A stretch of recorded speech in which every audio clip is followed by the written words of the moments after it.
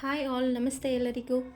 Welcome back to my channel. ನಾನಿವತ್ತು just ಈರುಳ್ಳಿ ಜೊತೆ ಟೊಮೊಟೊನೂ ಮಿಕ್ಸ್ ಮಾಡಿಕೊಂಡು ಈರುಳ್ಳಿ ಟೊಮೆಟೊ ದೋಸೆ ಹೇಗೆ ಮಾಡೋದು ಅಂತ ತೋರಿಸೋಣ ಅಂತ ಅಂದ್ಕೊಂಡಿದ್ದೀನಿ. ನೀವಿನ್ನೂ ನನ್ನ ಚಾನಲ್ನ ಸಬ್ಸ್ಕ್ರೈಬ್ ಮಾಡಿಲ್ಲ ಅಂದರೆ ಪ್ಲೀಸ್ ಸಬ್ಸ್ಕ್ರೈಬ್ ಮಾಡಿ, ಸಪೋರ್ಟ್ ಮಾಡಿ, ಲೈಕ್ ಮಾಡಿ, ಶೇರ್ ಮಾಡಿ.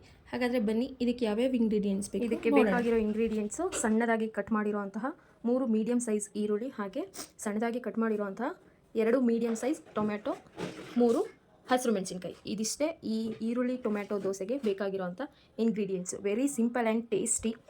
ಮನೇಲಿ ಪಲ್ಯ ಮಾಡೋಕ್ಕೆ ಟೈಮ್ ಇಲ್ಲ ಅಂದಾಗ ಈ ರೀತಿ ಈಸಿಯಾಗಿ 3 ಇಂಗ್ರೀಡಿಯೆಂಟ್ಸ್ನ ಬಳಸ್ಕೊಂಡು ಮಾಡಿಕೊಂಡು ತಿಂದರೆ ತುಂಬ ರುಚಿಯಾಗಿರುತ್ತೆ.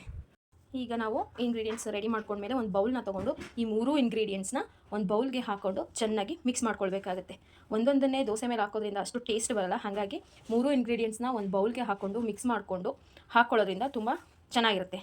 ಈ ರೀತಿ ಒಂದು ಬೌಲ್ಗೆ 3 ಇಂಗ್ರೀಡಿಯೆಂಟ್ಸ್ನ ಹಾಕ್ಕೊಂಡು ಒಂದು ಸ್ಪೂನ್ನ ಸಹಾಯದಿಂದ ಚೆನ್ನಾಗಿ ಮಿಕ್ಸ್ ಮಾಡ್ಕೊಳ್ಳಿ. ಈರುಳ್ಳಿ ಟೊಮೆಟೊ ಮೆಣಸಿನ್ಕಾಯಿ ಎಲ್ಲ ಮಿಕ್ಸ್ ಮಾಡ್ಕೊಂಡ ನಂತರ ನಾವು ಈ ರೀತಿ ಒಂದು ದೋಸೆ ತವೆನ ಕಾಯೋಕ್ಕೆ ಇಟ್ಕೋಬೇಕು. ದೋಸೆ ತವೆ ಚೆನ್ನಾಗಿ ಕಾದ ನಂತರ ನಾವು ದೋಸೆ ಹಿಟ್ಟನ್ನ ಇದಕ್ಕೆ ಹಾಕಿ ಅದ್ರ ಮೇಲ್ಗಡೆ ಮಿಕ್ಸ್ ಮಾಡಿ ಇಟ್ಕೊಂಡಂತಹ ಈರುಳ್ಳಿ ಟೊಮೆಟೊ ಹಸಿರು ಮೆಣಸಿನ್ಕಾಯಿನ ಸ್ಪ್ರೆಡ್ ಮಾಡ್ಕೋಬೇಕು.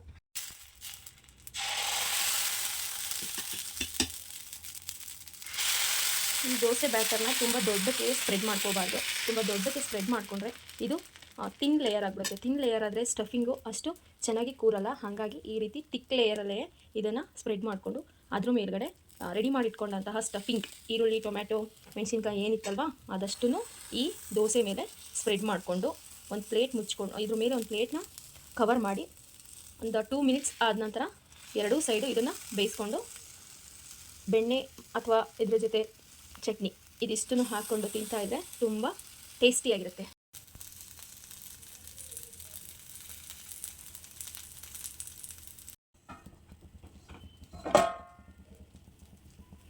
ಈ ರೀತಿ ಪ್ಲೇಟ್ನ ಓಪನ್ ಮಾಡಿದ್ಮೇಲೆ ಈ ರೀತಿ ಕುಕ್ ಆಗಿರುತ್ತೆ. ಇದನ್ನು ನಾವು ಇವಾಗ ಉಲ್ಟಾ ಮಾಡ್ಕೋಬೇಕು, ಅಂದರೆ ಇನ್ನೊಂದು ಸೈಡು ಇದನ್ನು ಬೇಯಿಸ್ಕೋಬೇಕು.